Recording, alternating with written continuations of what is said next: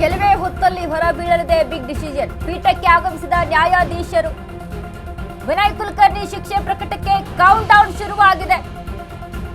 ಶಿಕ್ಷೆ ಪ್ರಕಟದ ಬಗ್ಗೆ ವಿನಯ್ಗೆ ಫುಲ್ ಡವ ಈಗ. ವಿನಯ್ ಸೇರಿ 17 ಆರೋಪಿಗಳಿಗೆ ಶಿಕ್ಷೆ ಪ್ರಕಟ ಆಗುತ್ತೆ. ಇವತ್ತು ವಿನಯ್ ಕುಲಕರ್ಣಿಗೆ ಟೆನ್ಷನ್ ಶುರುವಾಗಿದೆ. ಒಂದ್ ಕಡೆ ಜೀವಾವಧಿ ಶಿಕ್ಷೆ ಆಗುತ್ತಾ ಅಥವಾ ಕನಿಷ್ಠ ಶಿಕ್ಷೆಯನ್ನ ಕೊಡುತ್ತಾ ಕೋರ್ಟ್ ಯಾವ ರೀತಿಯಾದ ಡಿಸಿಷನ್ ತೆಗೆದುಕೊಳ್ಳುತ್ತೆ ಅನ್ನುವಂತ ಟೆನ್ಷನ್ ಅಲ್ಲಿ ವಿನಯ್ ಕುಲಕರ್ಣಿ ಇರುವಂತದ್ದು. ಇದೀಗ ಪೀಠಕ್ಕೆ ನ್ಯಾಯಾಧೀಶರು ಆಗಮಿಸಿದ್ದಾರೆ. ವಿನಯ್ ಕುಲಕರ್ಣಿ ಶಿಕ್ಷೆ ಪ್ರಕಟಕ್ಕೆ ಕೌಂಟ್ ಡೌನ್ ಶುರುವಾಗಿದೆ.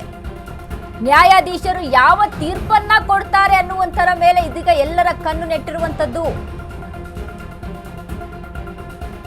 ಗಜಾನನ ಭಟ್ ಅವರ ಮೇಲೆ ಇದೀಗ ಎಲ್ಲರ ಕಣ್ಣಿರುವಂತದ್ದು.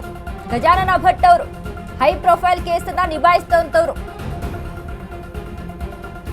ಪ್ರಜ್ವಲ್ ರೇವಣ್ಣ ಕೇಸ್ ಆಗಿರ್ಬೋದು, ಹೈ ಪ್ರೊಫೈಲ್ ಕೇಸನ್ನ ಏನು ರಾಜಕಾರಣದಲ್ಲಿ ದೊಡ್ಡ ಮಟ್ಟದ ಚರ್ಚೆಗೆ ಗ್ರಾಸವಾಗಿತ್ತು, ರಾಜಕಾರಣದಲ್ಲಿ ಅಲ್ಲೋಲ ಕಲ್ಲೋಲ ಸೃಷ್ಟಿಯಾಗಿತ್ತು ಅಂತ ಕೇಸನ್ನ ನಿಭಾಯಿಸಿದಂತವ್ರು. ಇದೀಗ ವಿನಯ್ ಕುಲಕರ್ಣಿ ಸೇರಿ 17 ಆರೋಪಿಗಳಿಗೆ ಶಿಕ್ಷೆ ಪ್ರಕಟ ಆಗುತ್ತೆ. ಹಾಗಾದ್ರೆ ನ್ಯಾಯಾಧೀಶರು ಯಾವ ಒಂದು ಆದೇಶವನ್ನ ಹೊರಡಿಸ್ತಾರೆ ಅನ್ನುವಂತ ವಿಚಾರದ ಕುರಿತಂತೆ ವಿನಯ್ ಕುಲಕರ್ಣಿ ನಿನ್ನೆ ಫುಲ್ ಜೈಲಿನಲ್ಲಿ ನಿದ್ದೆನೆ ಮಾಡಿಲ್ವಂತೆ. ಯಾವುದೋ ಒಂದು ಗೋಡೆ ಮೂಲೆಯಲ್ಲಿ ಹೋಗಿ ಕೂತ್ಕೊಂಡು ಕಣ್ಣೀರ್ ಹಾಕ್ತಾ ಕೂತಿದ್ರಂತೆ. ಅಷ್ಟರ ಮಟ್ಟಿಗೆ ಟೆನ್ಷನ್ ಇರುವಂತದ್ದು ವಿನಯ್ ಕುಲಕರ್ಣಿಗೆ. ಇದೀಗ ಕೌಂಟ್ ಡೌನ್ ಶುರುವಾಗಿದೆ. ನ್ಯಾಯಾಲಯ ಯಾವ ಡಿಸಿಷನ್ ಅನ್ನ ತೆಗೆದುಕೊಳ್ಳುತ್ತೆ, ಶಿಕ್ಷೆಯ ಪ್ರಮಾಣವನ್ನ ಎಷ್ಟರ ಮಟ್ಟಿಗೆ ಕೊಡುತ್ತೆ, ಜೈಲು ಹಕ್ಕಿ ಆಗಿರುವಂತಹ ವಿನಯ್ ಕುಲಕರ್ಣಿಗೆ ಜೈಲು ವಾಸ ಎಷ್ಟು ವರ್ಷಗಳವರೆಗೆ ಇರುತ್ತೆ, ಇದೆಲ್ಲವೂ ಸಹಿತ ವಿಚಾರ ಬರಬೇಕು ಅಂತ ಅಂದ್ರೆ ಇದೀಗ ಕೌಂಟ್ ಡೌನ್ ಶುರುವಾಗಿದೆ. ವಿನಯ್ ಕುಲಕರ್ಣಿ ಜೊತೆಗೆ 17 ಆರೋಪಿಗಳು ಒಟ್ಟಾರೆಯಾಗಿ ವಿನಯ್ ಕುಲಕರ್ಣಿ ಮತ್ತು ಅವರ ಗ್ಯಾಂಗ್ ಒಟ್ಟಾರೆ 21 ಆರೋಪಿಗಳಿದ್ರು. 4 ಜನರಿಗೆ ನಿರ್ದೋಷಿಗಳು ಅಂತ ಕೋರ್ಟ್ ತೀರ್ಪನ್ನ ಕೊಡುತ್ತೆ. ಮಿಕ್ಕಿದಂತ 17 ಜನಗಳು ದೋಷಿಗಳು ಅಂತ ಕೋರ್ಟ್ ತೀರ್ಪನ್ನ ಕೊಡುತ್ತೆ. ಅದರಲ್ಲಿ ಪೊಲೀಸ್ ಇನ್ಸ್ಪೆಕ್ಟರ್ಸು ಇದ್ದಾರೆ 2. ಯಾಕಂದ್ರೆ ಆಗಿನ ಒಂದಿದ್ರಲ್ಲಿ ತನಿಖೆ ನಡೆಸೋದ್ರಲ್ಲಿ ಗೋಲ್ಮಾಲನ್ನ ಮಾಡಿದ್ರು, ಸರಿಯಾದ ರೀತಿಯಾದಂತ ತನಿಖೆ ಆಗಿಲ್ಲ. ವಿನಯ್ ಕುಲಕರ್ಣಿಯ ಬೂಟ್ ನೆಕ್ಕೋ ಅಂತ ಕೆಲಸ ಮಾಡಿದ್ರು ಆ ಪೊಲೀಸರು.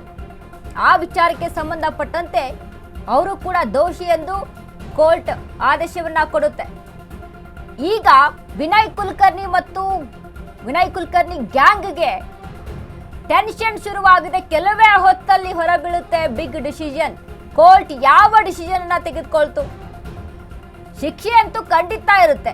ಶಿಕ್ಷೆಯ ಪ್ರಮಾಣ ಎಷ್ಟರ ಮಟ್ಟಿಗೆ ಇರುತ್ತೆ, ಜೀವಾವಧಿ ಶಿಕ್ಷೆ ಆಗ್ಬಿಡುತ್ತಾ ಅಥವಾ ಯಾವ ಒಂದು ನಿರ್ಧಾರವನ್ನ ಕೋರ್ಟ್ ತೆಗೆದುಕೊಳ್ಳುತ್ತೆ, ಯಾವ ಒಂದು ಆದೇಶವನ್ನ ಹೊರಡಿಸುತ್ತೆ ಅನ್ನುವಂತಹ ವಿಚಾರದಲ್ಲಿ ಇದೀಗ ವಿನಯ್ ಕುಲಕರ್ಣಿಗೆ ಟೆನ್ಷನ್ ಶುರುವಾಗಿದೆ.